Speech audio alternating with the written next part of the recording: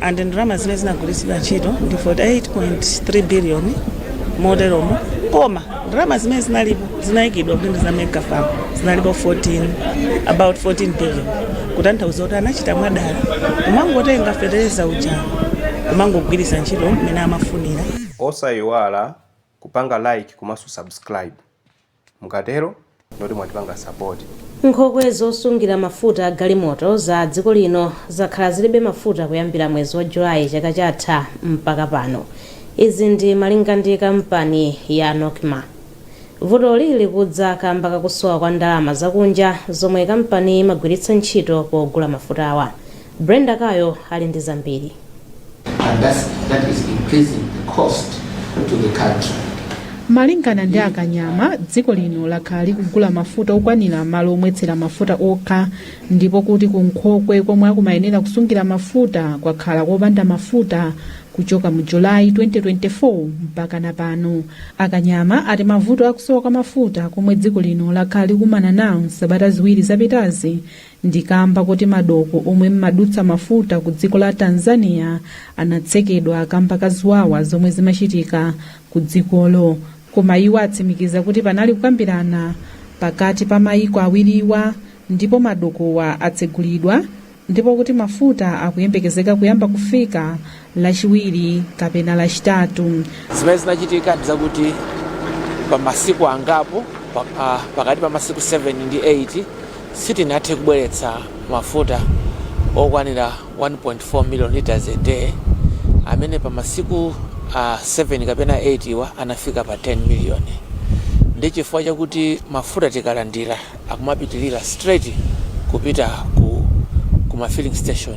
Nduna yoona za mphamvu ya magetsi komanso migodi a Jean Matanga atsimikizira Malawi kuti vuto lakusowa kwa mafuta litha posachedwapa. Kuna vuto limeneli linayamba pakanthawi, linayamba mu Julayi 2024 pamene nkhani ya forex inafika pa chimake mpaka kupeza kuti anokumamba kumatengano mafuta amene masunga m'madzi nkhokwe za mafuta, komato nkhokwe za mafuta sizimafika mafuta azichotsedwa, komano mafuta anachotsedwa tukamba pano nkhokwe muzonazo mulibe kena kalikonse, mulibe mafuta, komano kugwira ntchito koteroko ndi zinthu zosakhala bwino. Dziko lino limafunika pafupifupi mafuta okwana 1.4 million liters pa tsiku.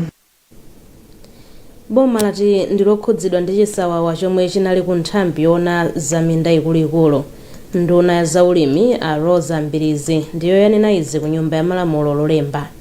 Malinga ndi ndunayi, anthu ambiri omwe anakongola ndalama kuti akhazikitse mindayi sanabwezebe ngongole zawo. Ambirizi akufotokoza. Kuma mega farms kwachitika zinthu zoopsa kwambiri, andi mmene anenera speaker kunena kuti pakhazikidwa komiti yoti ilongosole kuti zinthu zinayenda bwanji. Mega farms yakhala 2 years kuyambira 2023-24 2024-25. Pa 2023-24 panali ndalama zomwe zinagwiritsidwa ntchito pafupifupi 6 billion, andi pakupezeka kuti ndalama zija amene abweza ndi anthu ongopitirira pang'ono pa 2 billion, kutanthauza kuti 4 billion kwacha 66% ya ndalama zimezi anthu sanapereke, chifukwa ndalama zimezi amayenera kukongola pa chaka chimodzi, kutanthauza kuti kumapeto kwa chaka cha 2024 zimayenera kuti ndalama zimezi ziperekedwe. Panapezeka kuti ma beneficiaries aja amapitirira 900, and ndalama zimezi zinagwiritsidwa ntchito ndi 48.3 billion moderomo, koma ndalama zimene zinalipo zinayikidwa kuti ndi za mega farm zinalipo about 14 billion, kutanthauza kuti anachita mwadala kumangotenga fetereza uja kumangogwiritsa ntchito mmene amafunira. World Bank yati silokhutira ndi momwe ntchito za ulimi zikuyendera m'mayiko osauka ngati Malawi omwe amalandira thandizo ku banki. Mkulu wa banki kuvuma ndi kumwera kwa Africa Andiame Diop walankhula izi ku Lilongwe atayendera gulu lina la alimi lomwe linalandira ndalama kudzera ku bungwe la Agicom. Zambiri mu ripoti ili la Kingsley Jase. Mudzi mwa Mbatalika, boma la Lilongwe, muli malo ochititsa chidwi omwe anamangidwa ndi gulu la achinyamata lotchedwa Acadis. Gululi linasonkhanitsa achinyamata opitilira 1000 omwe amalima soya, mpunga komanso nyemba, zomwe amazisonkhanitsa ndi kumazipezera msika, ndipo pakadali pano ayambanso kumapanga katundu osiyanasiyana kuti adzipeza ndalama zambiri. Ndipo lero wachiwiri kwa mkulu wa bungwe la World Bank woyang'anira dera la kumvuma komanso kumwera kwa Africa Andiame Diop akuyendera malowa, ndipo iwo ndi okhutira ndi zomwe bungwe la World Bank lachita ku gululi powapatsa ndalama zomangira malo ngati awa.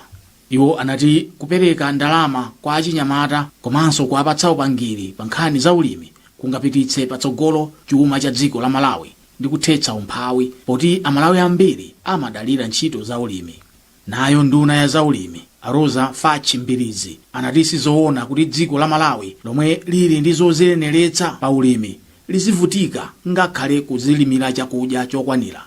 Kunena kuti mpaka lero alimi athu amagwiritsa ntchito khasu. Tinanena kunena kuti tikuyenera tiyang'anenso madera ngati amenewo kuti ma university athu ate achinyamata athu kupanga zida zamakono zoti munthu asamagwiritsa ntchito khasu zing'ono pali matrakta kuti munthu umatha kumayendesa ndi manja. Zimene ziyazo ine ndikukhulupirira kuti aku polytechnic kapena ku mast akhoza kuzipanga. Wapampando wa gulu la Akadis a Hastings Mshane anati thandizo lomwe adalandira kuchoka ku Agcom lathandiza kwambiri kukweza ntchito za gululi, ndipo pakadali pano masomphenya awo ndi opititsa patsogolo ntchito za mafakitale. Kuto limene achinyamata ambiri timakumana lona kuti tilibe umwayi opeza capital yolingana ndi mavuto amene wachinyamata amakumana nawo. And capital imeneyi limene nthawi zina muchizungu timati patient capital imene umakhala nayo pamene ukukula ukuphunzira mu business icha. And ifeyo takhala ndi mwayiona kuti munyengo imene timakula ndi kuphunzira business imeneyi, being achinyamata amene tinamba business tango choko imene ku university tibe experience inaliyonse, tina ndi mwayi umene woti tinakhala ndi mwayi kukhala ndi capital imeneyi. Thumba la Agcom 2 lomwe ndi la ndalama zokwana $295 million lathandiza magulu ambiri pa ntchito za ulimi, misika komanso kupanga katundu. Unduna wa zaumoyo wauza chipatala cha Kamuzu Central kuti chikhazikitse mfundo zokhwima zotetezera mankhwala. Nduna ya zaumoyo Amadalitso Baloyi walankhula izi atayendera chipatalachi kuti aone mmene ntchito yosungira komanso kupereka mankhwala imayendera. Wezi Gausi ali ndi ripoti.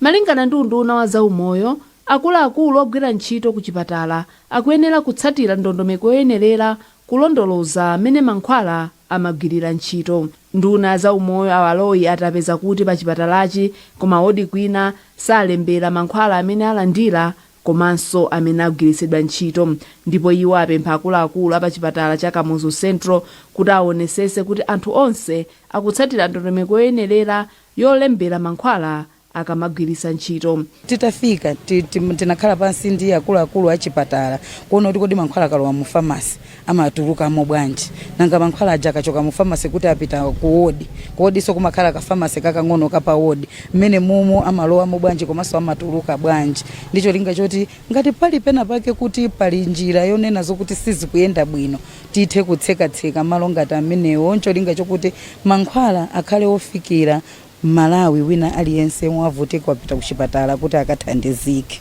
Mkulu wa pa chipatalachi a Enoch Ludzu anavomereza kunena kuti palidi vuto limeneli koma chipatalachi chikuchita zothekera kuthana nalo. Komabe iwo anati vutolo likubwera kamba kakuti chipatala cha Kamuzu Central chilibe madotolo okwanira amene amaona nkhani ya zamankhwala. Challenge imene timaona ndiyoti nthawi zina kuti apange zonse kuona patient kulembaso zinthu zakhudzana ndi mankhwala zimavutira.